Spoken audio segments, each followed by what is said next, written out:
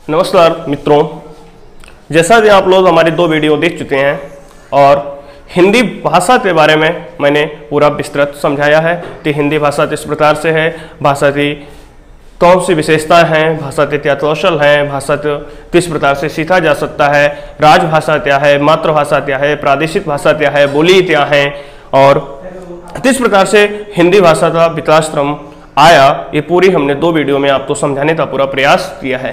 आज हम बात करते हैं व्याकरण की। उससे पहले 2 लाइनें हैं आले अहमद सुरूर साहब की, जो उन्होंने कहा है कि साहिल के सुतों से तिसे इनकार है, लेकिन तूफान से लड़ने का मजा ही कुछ और है। कहने का मतलब यह है कि सफलता जब मेहनत करके मिलती है तो उसका मजा ही कुछ और होता है, उसका स्वाद ही कुछ और होता है। तो मेरे दोस्तों, तुम सभी लोग जानते हो, आप सब लोगों को पता है कि सीटेट का पेपर हट गया है और उसका हमें अच्छे से उस मौके का फायदा उठाना है। तो आइए आज से एक प्रण ले लें कि सीटेट की हिंदी में 25+ नंबर लाने हैं और इसके लिए जुड़िए हमारे साथ। हम तो मेहनत करेंगे ही, साथ में आप वीडियो देखिए और जो चीज समझ में ना आए वो हमसे कमेंट बॉक्स में पूछिए। तो सब्सक्राइब कीजिए हमारा चैनल स्टडी प्लस चैनल को और जुड़िए हमारे साथ क्रमवार वीडियो प्राप्त करने के लिए। और हमेशा याद रखिए कि ठोकरें खा खा कर लोग समझ जाते हैं, हौसला अगर हो तो मुकद्दर बदल जाते हैं। कहा जाता है कि हारा वही जो लड़ा नहीं है। कहने का मतलब कि हमारे साथ जुड़िए, मेहनत कीजिए, निश्चित तौर पर आपको सफलता मिलेगी। क्योंकि सफलता उसी को मिलती है जो सफलता की तरफ भागता है। और यदि कोई लास्ट एग्जाम में कभी 1-2 नंबर से अगर असफल होता है तो घबराने की जरूरत नहीं, क्योंकि हमें सोचने की जरूरत है कि अब हम शून्य से नहीं कुछ ना कुछ तो हम प्राप्त कर चुके हैं, हम उनसे सुधारने की जरूरत है। असफल होने का मतलब ये नहीं कि हम सफल नहीं हो सकते। असफलता बुला रही है, सफलता को बुलाना असफलता का काम है। यदि हम असफल होते हैं तो हमें मोटिवेट होने की जरूरत है और अपनी कमियों को देखने की जरूरत है। तो आइए जुड़िए हमारे साथ और आज हम हिंदी व्याकरण स्टार्ट करते हैं। हिंदी व्याकरण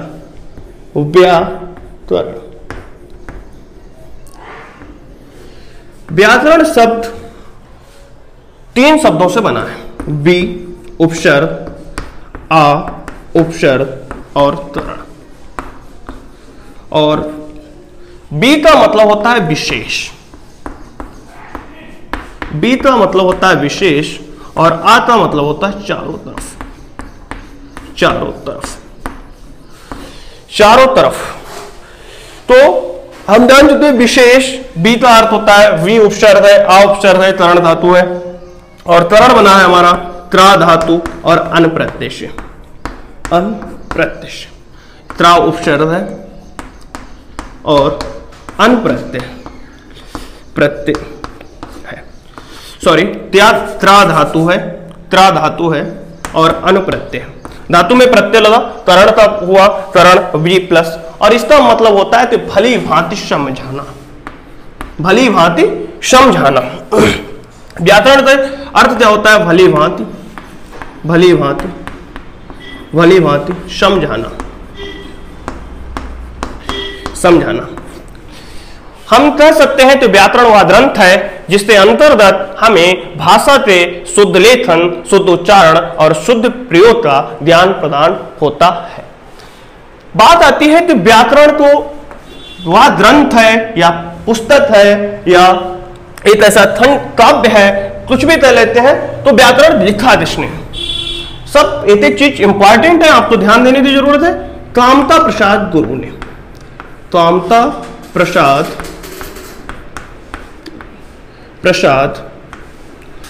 गुरु ने व्याकरण को लिखा है। और व्याकरण शब्द पुल्लिंग है या स्त्रीलिंग? व्याकरण शब्द पुल्लिंग है या स्त्रीलिंग? तो हम आपको बताते हैं व्याकरण पुल्लिंग शब्द है।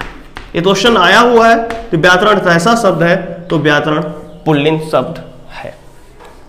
तो हम जान चुके हैं कि व्याकरण बी उपसर्ग, आ उपसर्ग और करण, वी प्लस आ प्लस करण से बना है। व्याकरण का अर्थ होता है भली भांति समझाना।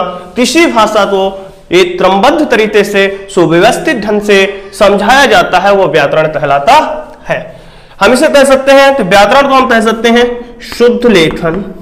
व्याकरण से हमें क्या प्राप्त होता है? शुद्ध लेखन, शुद्ध लेखन, शुद्ध प्रयोग, शुद्ध प्रयोग, शुद्ध प्रयोग और शुद्ध उच्चारण। किसी भाषा का शुद्ध प्रयोग, शुद्ध प्रयोग लेखन और शुद्ध उच्चारण, उच्चारण का जिस पुस्तक से हमें ज्ञान प्राप्त होता है वो क्या कहलाता है? व्याकरण कहलाता है। व्याकरण कहलाता है। तो व्याकरण के अंतर्गत हमें बताया जाता है कि किस प्रकार से हमें शब्दों को लिखना है, किस प्रकार से उन्हें बोलना है और किस प्रकार से हमें शब्दों का प्रयोग करना है। तो आइए चलते हैं नेक्स्ट स्टेप पे। व्याकरण, नेक्स्ट स्टेप पे व्याकरण पे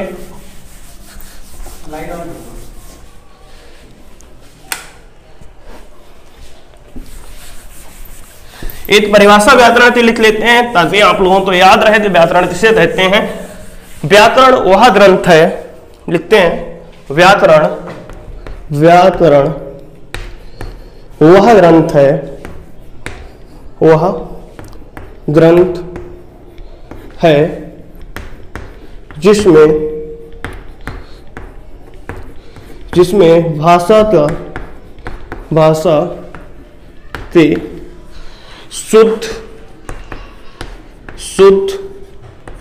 उच्चारण, शुद्ध लेखन, शुद्ध लेखन तथा शुद्ध प्रयोग का ज्ञान प्रदान होता है। तो हम जान चुके हैं कि व्याकरण के अंतर्गत शुद्ध उच्चारण, शुद्ध लेखन तथा शुद्ध प्रयोग का ज्ञान प्रदान होता है। अब बात आती है कि व्याकरण के कितने अंग हैं। व्याकरण, हिंदी व्याकरण के 3 अंग हैं। व्याकरण के अंग, तो व्याकरण के 3 अंग हैं। नंबर 1 वर्ण, वर्ण विचार। नंबर 2 शब्द विचार, शब्द विचार। और नंबर 3 वाक्य विचार, वाक्य विचार। हम जानते हैं कि वर्ण विचार क्या है, शब्द विचार क्या है, वाक्य विचार क्या है।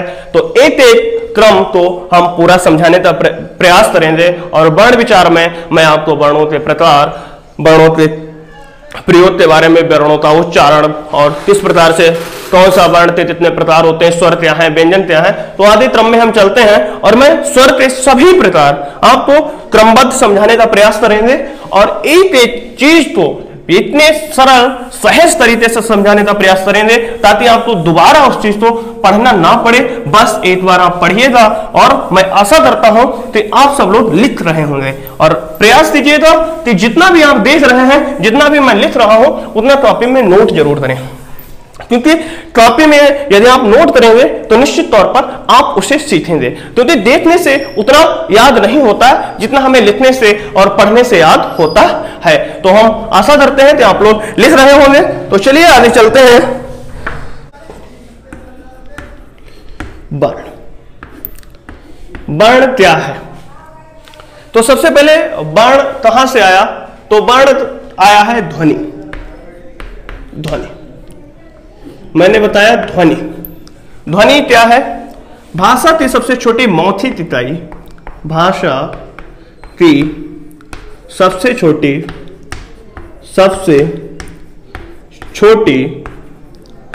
छोटी मौखिक इकाई ध्वनि है।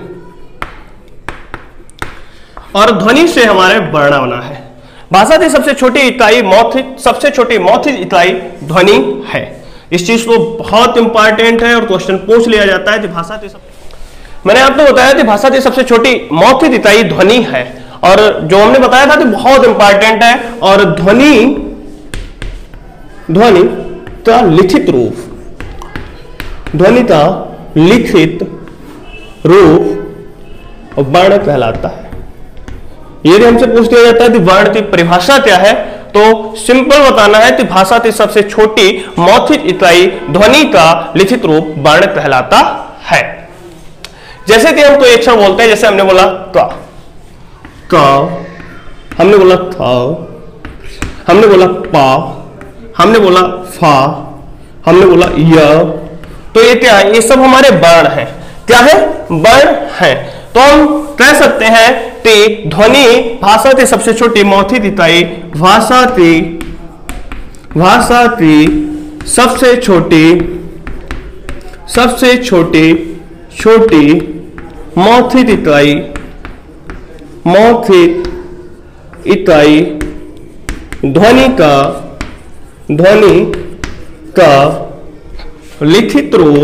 का लिखित रूप वर्ण कहलाता है। वर्ण कहलाता है। हिंदी भाषा में वर्ण कितने हैं? तो हिंदी भाषा में वर्णों की संख्या 52 है। हिंदी भाषा में वर्णों की संख्या 52 है। उसके बाद भाषा की सबसे छोटी इकाई वर्ण, भाषा की सबसे छोटी, यही हो जाता है, यही क्वेश्चन पूछा जाता है। भाषा की सबसे छोटी लिखित इकाई, भाषा की सबसे छोटी लिखित इकाई, सबसे छोटी लिखित इकाई, भाषा की सबसे छोटी लिखित इकाई हमारी वर्ण है। और यही क्वेश्चन अगर पूछ लिया जाता है कि भाव के आधार पर, भाव या भावार्थ के आधार पर, भाव या भावार्थ के आधार पर भाषा की सबसे छोटी इकाई, भाषा की सबसे छोटी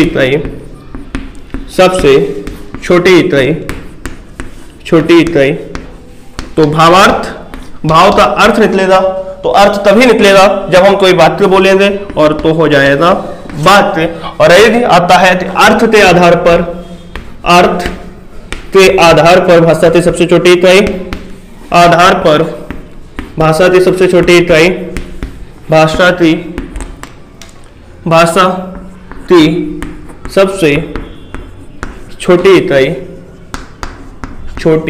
इकाई, तो वो हो जाएगा हमारा शब्द। क्योंकि शब्द वर्णों का रूप है, वर्णों से मिलकर बनते हैं, वो शब्द कहलाते हैं, और शब्दों से जो मिलकर बनता है वो वाक्य कहलाते हैं। जैसा कि हम जानते हैं कि वर्ण, ध्वनि के बाद वर्ण, वर्णों से ध्वनि का लिखित रूप वर्ण, और वर्णों से मिलकर बनते हैं शब्द, और शब्दों से मिलकर हमारे बनते हैं वाक्य। तो भाषा की सबसे छोटी इकाई वर्ण, अर्थ के आधार पर भाषा की सबसे छोटी इकाई हमारी शब्द होते हैं, और भाव या भावार्थ के आधार पर हमारी भाषा की सबसे छोटी इकाई वाक्य होते हैं। तो चलिए चलते हैं नेक्स्ट स्टेप पे। वर्ण कितने प्रकार के होते हैं? तो हम जानते हैं कि वर्ण 2 प्रकार के होते हैं। हमें बताने की जरूरत नहीं, आप सब लोग जानते हैं कि वर्ण 2 प्रकार के होते हैं। कौन कौन से प्रकार होते हैं? तो स्वर होता है और व्यंजन होता है। हिंदी भाषा में स्वर 11 प्रकार के होते हैं। आ, ई, उ, रे, ए, ऐ, ओ, औ, अन नहीं होता है। अन और आह अयोध्या होते हैं। अयोध्या का मतलब होता आ का मतलब नहीं, योग का मतलब जिन्हें जोड़ा नहीं जा सकता, बहन, मतलब जो जुड़ने पर बहन नहीं होते। हम आपको आगे समझाएंगे किस प्रकार से अयोध्या वर्ण क्या होते हैं। तो नंबर 1, वर्ण 2 प्रकार के होते हैं, स्वर और व्यंजन।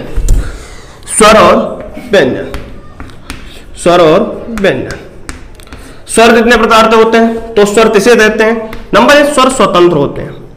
नंबर 1, स्वर स्वतंत्र होते हैं, और अन्य किसी बिना किसी अन्य वर्ण की सहायता से बोले जाते हैं। स्वर बोलने में अन्य वर्ण की सहायता से बोले जाते हैं।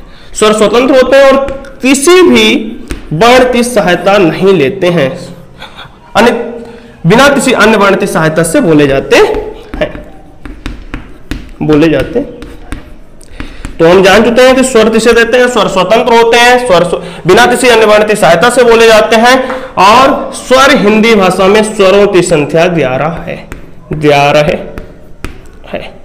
मोस्ट इंपॉर्टेंट है यहां पर, हिंदी भाषा में स्वरों की संख्या कितनी है, 11 है। फिर बात आती है व्यंजन की, तो नंबर 1, व्यंजन स्वतंत्र नहीं होते हैं, स्वतंत्र नहीं होते हैं। नंबर 2, स्वर की सहायता से व्यंजन बोले जाते हैं, स्वर की सहायता से व्यंजन बोले जाते हैं, सहायता से बोले जाते हैं व्यंजन का, और इसमें जब आ मिलाया जाता है तब पूरा होता है व्यंजन हमारा क। इसी प्रकार से जैसे चा ये आधा है अर्थ, क्योंकि व्यंजन में हमेशा व्यंजन की आधी मात्रा होती है, और स्वरों की स्वर 3 प्रकार के होते हैं, वो हम सब बताएंगे। व्यंजन हमेशा नीचे जो एक चिन्ह जो लगा होता है इसे हलंत कहते हैं, और इसमें जब तो स्वर जोड़ लेते हैं, जैसे बड़ा आ जोड़ लिया तो चा हो गया, तो मतलब कि यह स्वर की सहायता से बोले जाते हैं। आप हमें आशा है कि आप समझ चुके होंगे, और हम अब सीधे समय ना लेते हुए स्वरों का वर्गीकरण करेंगे। वर्ण का वर्गीकरण कर चुके हैं, और स्वर किस प्रकार से होते हैं, तो हम आपको मात्रा के आधार पर स्वरों का वर्गीकरण, उच्चारण के आधार पर स्वरों का वर्गीकरण, जिह्वा के आधार पर वर्गीकरण, और समृत स्वर किसे देते हैं, विव्रत स्वर किसे देते हैं, अर्थ समृत किसे देते हैं, अर्थ विव्रत किसे देते हैं, वृत्ताकार किसे देते हैं, वृत्ताकार किसे देते हैं, ह्रस्व किसे देते हैं, दीर्घ किसे देते हैं, प्लुत किसे देते हैं, तो ये सब हम आपको बताने का प्रयास करेंगे। तो आइए पहले चलते हैं स्वर, कौन कौन से स्वर होते हैं। स्वर हमारे होते हैं 11, हमने पहले बताया आ, ई, उ और रे, ए और ऐ और ओ और औ। उसके बाद 2 बचे हैं अंग और आहा, अंग और आहा। ए दोनों बहुत इंपॉर्टेंट है, तो इनको हम कहते हैं अयोध्वाह, अयोध्वाह। चीजों तो रटना नहीं है, चीजों को समझना है। अगर हम रटना होता तो किताबें बनी हुई पढ़ लेते, रट लेते, और रटने से कोई चीज हमें कभी भी टिक नहीं सकती। क्या ऐसा है नहीं कि हमने पढ़ा नहीं, लेकिन हमने पढ़ा, लेकिन पढ़ा कैसे, एग्जाम के बहते कारण पढ़ा, एग्जाम हुआ सब भूल गए। क्योंकि कोई चीज डर में याद करोगे तो निश्चित तौर पर आप वो डर समाप्त होते ही भूल जाओगे, और कोई चीज एंजॉय के साथ याद करोगे तो जीवन पर्यंत आपको याद रहेगी। तो आइए चलते हैं आ, इसे तोड़ते हैं।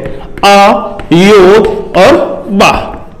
आ उपशब्द है, और आ आप जानते हैं कि नकारांत होता है, और आ का मतलब होता है नहीं, और योग का मतलब होता है जोड़ा जा सकता है, जोड़ना।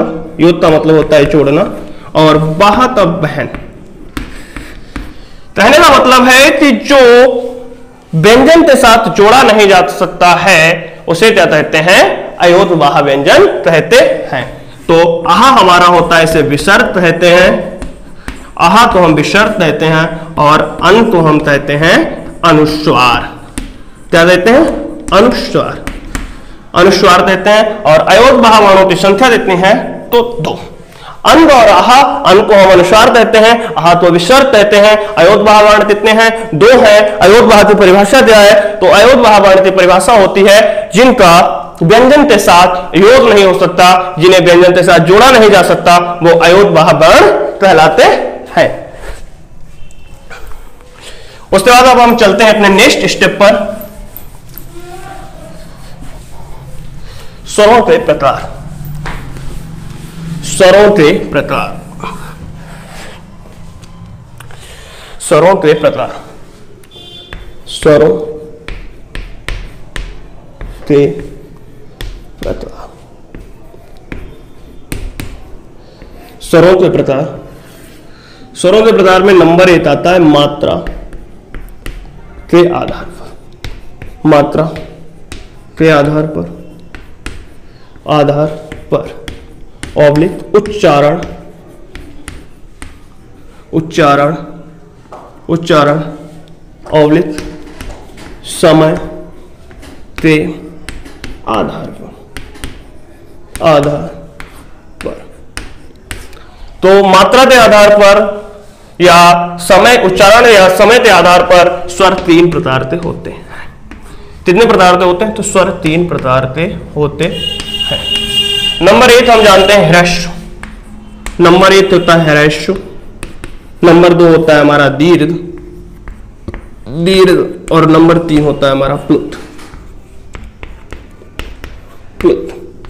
ह्रस्व, दीर्घ और प्लुत, ये तो सबने सुना होगा। अब हम इनके नाम बताते हैं। आप तो इनके जितने नाम हो सकते हैं। ह्रस्व को हम लघु भी कहते हैं और इसे हम गुरु ही कहते हैं। क्वेश्चन आ जाता है कि लघु वर्ण कितने हैं, और हम लोग चौंक जाते हैं कि ये तो हमने पढ़ा ही नहीं। सब चीजें हमने पढ़ी होती हैं लेकिन हम उनको ध्यान नहीं देते हैं। इसे एक मात्रित भी कहते हैं। एक मात्रित क्यों कहते हैं? क्योंकि इन स्वरों में एक मात्रा का प्रयोग किया जाता है और इन्हें हम द्विमात्रित स्वर भी कहते हैं। क्योंकि इन्हों में दीर्घ ये 2 मात्रित होते हैं और प्लुत को हम त्रिमात्रित भी कहते हैं। उसके बाद दीर्घ स्वर में हम इसे संधि स्वर भी कहते हैं और संधि स्वर भी कहते हैं। ये बिल्कुल नया आपको लग रहा होगा कि यूं संधि स्वर कहते हैं। तो हम जानते हैं कि मूल भाषा संस्कृत है और संस्कृत में हमारे 9 स्वर होते हैं, आ ई उ ऋ र ए ऐ ओ आ।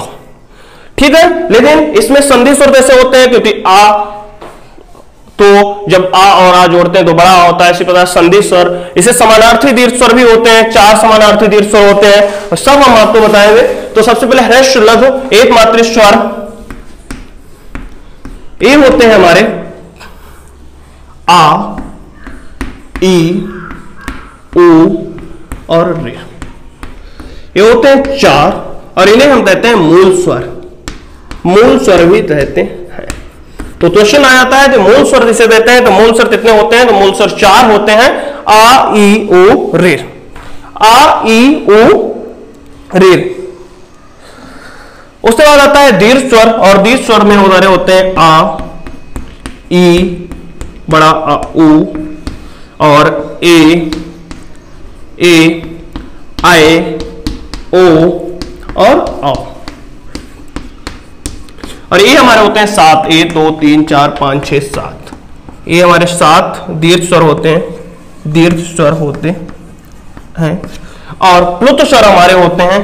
प्लुत स्वर में क्या होता है? प्लुत स्वर किसे देते हैं? तो प्लुत स्वर में क्या होता है कि जिस स्वर को ज्यादा समय तक, लंबे समय तक जब बोला जाता है, लंबे समय तक जब उच्चारण किया जाता है, लंबे समय तक उच्चारण किया जाता है, समय तक उच्चारण किया जाता है, उच्चारण लंबे समय तक उच्चारण किया जाता है, तो उसे हम प्लुत स्वर कहते हैं।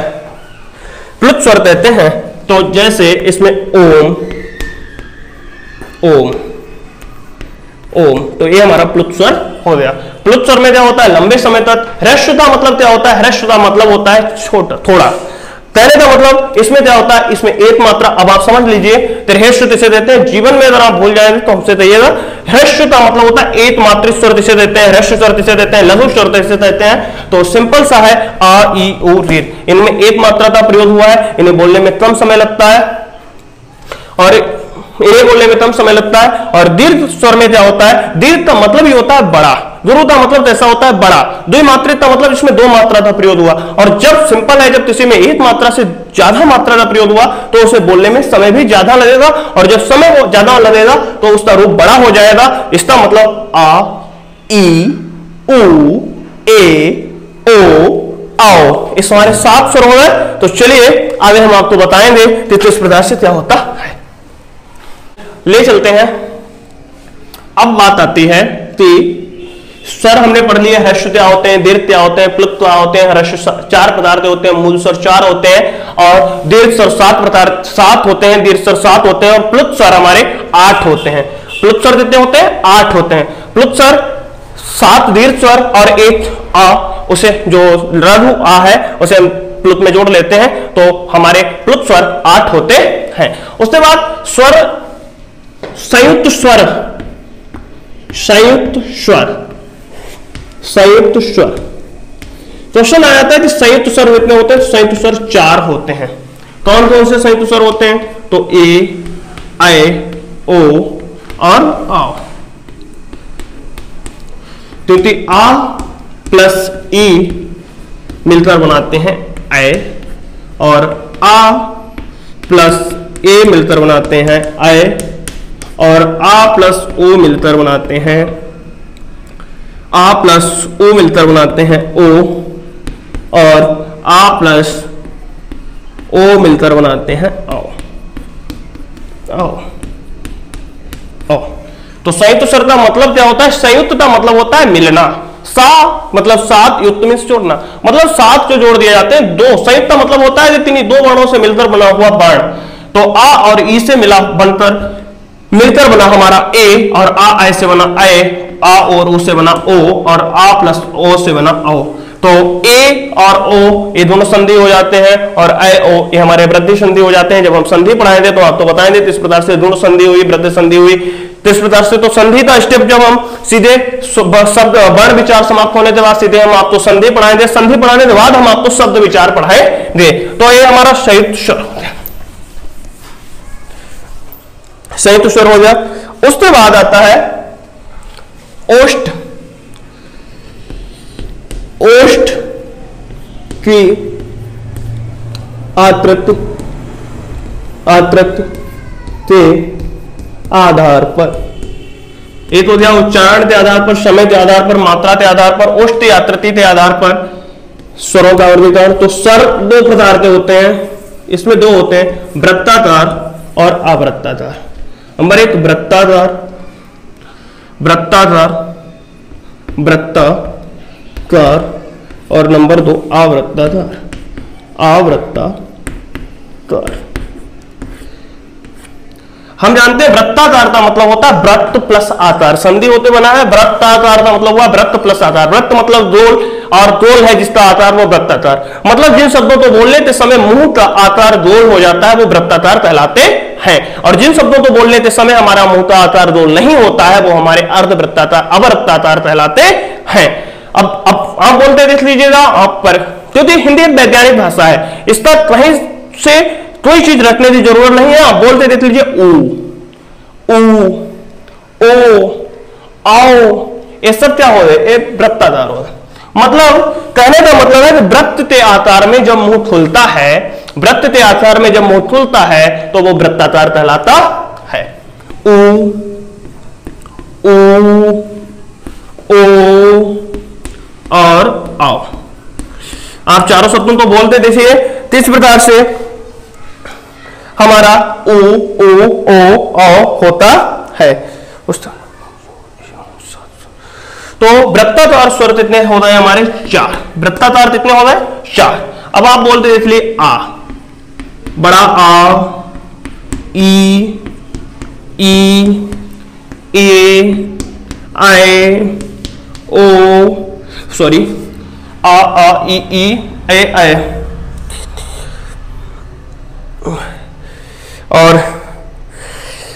और रीर, रीर। तो ये सात स्वर हमारे कौन से होते हैं? आवृत्ताकार। इन्हें बोलने के समय देखिए आ, बड़ा आ नहीं होगा, ई, ए, ओ। इन्हें बोलने के समय मेरे मुंह का आकार तैसा गोल नहीं होता है, वृत्त नहीं बनता है, वृत्त के आकार में मुंह नहीं खुलता है, तो वो अवृत्ताकार स्वर हो जाएंगे। क्वेश्चन यहां से आ जाता है कि अवृत्ताकार स्वर किसे देते हैं, वृत्ताकार स्वर किसे देते हैं। वृत्ताकार स्वर कितने प्रकार के होते हैं? चार प्रकार के होते हैं। अवृत्ताकार स्वर कितने प्रकार के होते हैं? तो सॉरी, 7 प्रकार के होते हैं। अवृत्ताकार स्वर कितने होते हैं? तो 7 प्रकार के होते हैं। उसके बाद एक स्वर आपने देखा होगा ए, आ, ए हमारा सॉरी आ, ये अंग्रेजी भाषा का शब्द है, अंग्रेजी भाषा से लिया गया है, हिंदी भाषा का स्वर नहीं है, तो इसे आदत स्वर कहते हैं। पूछ दिया जाता है कि आदत स्वर किसे कहते हैं, तो इसे आदत स्वर कहते हैं, आदत स्वर कहते हैं, मेहमान स्वर कहते हैं, मेहमान स्वर कहते हैं, द्रहित स्वर कहते हैं, क्योंकि यह ग्रहण किया गया दूसरी भाषा से लिया गया तो इसे द्रहित स्वर कहते हैं। विदेशी शब्द कहते हैं, इसे विदेशी स्वर कहते हैं, विदेशी स्वर कहते हैं, जो विदेशी भाषा का स्वर है, अंग्रेजी भाषा से लिया गया तो इसे विदेशी स्वर कहते हैं, विदेशी स्वर कहते हैं। तो हम जान चुके हैं ए हमारा आ अंग्रेजी भाषा से लिया गया है, और ए जब हम बोलते हैं तो आ कैसा होता है, वृत्ताकार होता है, वृत्ताकार होता है, वृत्ताकार होता है। तो आप ऐसा स्वर है तो वृत्ताकार स्वर है। और आप कहां से लिया गया है, तो अंग्रेजी भाषा से लिया गया है। आदर्श स्वर कहते हैं, मेहमान स्वर कहते हैं, ग्रहित स्वर कहते हैं, विदेशी स्वर कहते हैं। ये बड़ा होता है, इसके बाद जो चंद्रबिंदु आकार का ये जो चिन्ह बना होता है, इससे ऊपर चंद्रबिंदु नहीं लिखी होती है। तो हम चलिए आगे चलते हैं और जिह्वा के आधार पर हम आपको स्वर बताएंगे। 3 आता है हमारा जीव की क्रियाशीलता,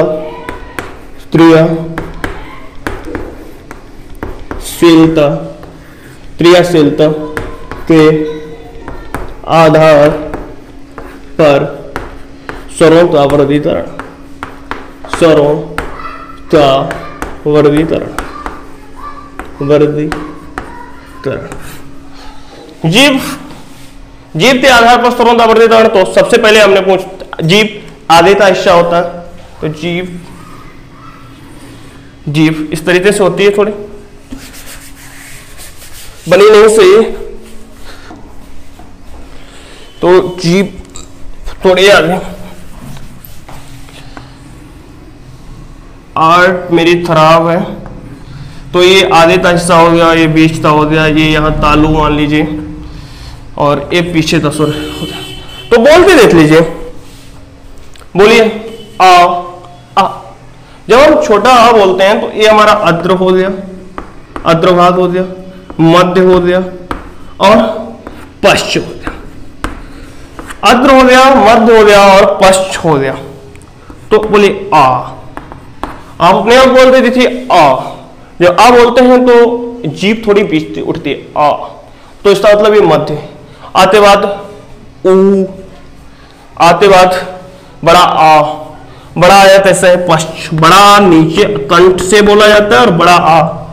आते बाद फिर आता ई, ये दोनों दांत में लड़ते आते हैं, ई के बाद आप बोलिए ऊ बोलिएगा तो नीचे आता है, तो ऊ बोलते देखिएगा आपको पता चल जाएगा ऊ।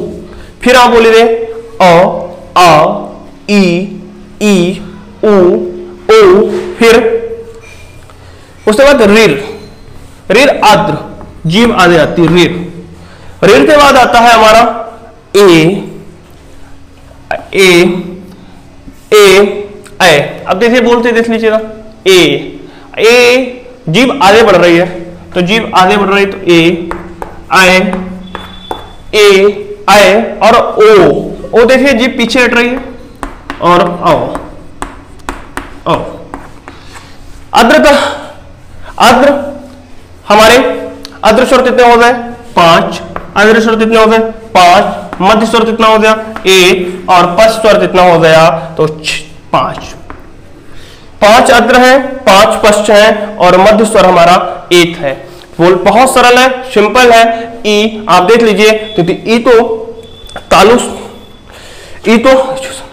से बोलते हैं, और ई तो तालु से बोलते हैं, रितो मूर्धा से बोलते हैं, इन तो कंठ ताल से बोलते हैं, और तालु आधे होता है। इस तरीके से भी हम देख सकते हैं कि तालु इस प्रकार से आधे होता है, इन्हें कंठ से बोलते हैं, सब कंठ होते हैं, और कंठ और ओष्ठ दोनों से मिलकर ये होता है, कंठ ओ कंठ ओष्ठ से होता है, और कंठ ओष्ठ से होता है, ए आ कंठ से बोला जाता है, उ ओष्ठ से बोलते हैं। लेकिन पीछे से जब जीभ उठती है तभी हम उनका उच्चारण कर पाते हैं, तो एक पश्च स्वर हो गए हैं, और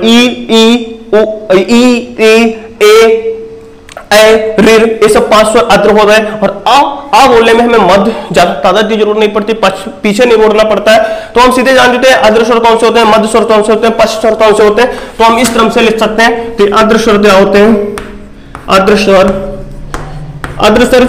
जिसे बोलते समय जीभ का आगे का भाग सक्रिय रहता है, वो अद्र स्वर कहलाते हैं। मध्य स्वर क्या होते हैं, जिन्हें बोलने के समय जीभ का मध्य भाग सक्रिय रहता है, वो मध्य स्वर कहलाते हैं। और पश्च स्वर जिन्हें बोलते समय जीभ का पिछला हिस्सा सक्रिय रहता है, वो पश्च स्वर कहलाते हैं। तो अद्र स्वर हमारे हो गए ई, ए, आए और रीर।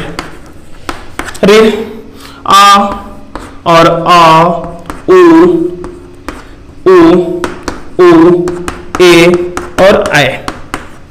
तो अद्र स्वर, मध्य स्वर, पश्च स्वर हमारे समझ में आ गए। अगर हमसे तो पूछता है अद्र स्वर कितने होते हैं, तो अद्र स्वर 5 होते हैं, पश्च स्वर कितने होते हैं, 5 होते हैं, मध्य स्वर आ होता है, आ मध्य में होता है, आते बाद बड़ा आते हैं, फिर ई, हम इस तरीके से भी याद कर सकते हैं, आ आते बाद आ, ई, ऊ,